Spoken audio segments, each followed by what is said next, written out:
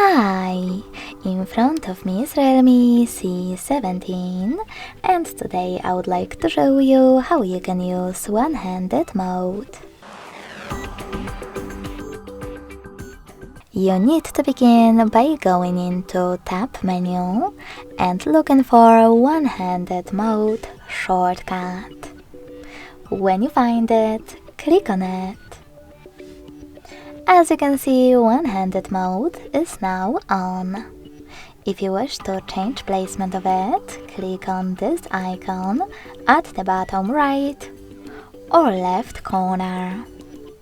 In order to go back, click on this one at the top right or left corner. You can also, instead of tapping on it, click on the same shortcut one more time. Thanks so much for watching. If you enjoyed this video, don't forget to leave a like, comment and subscribe. Bye!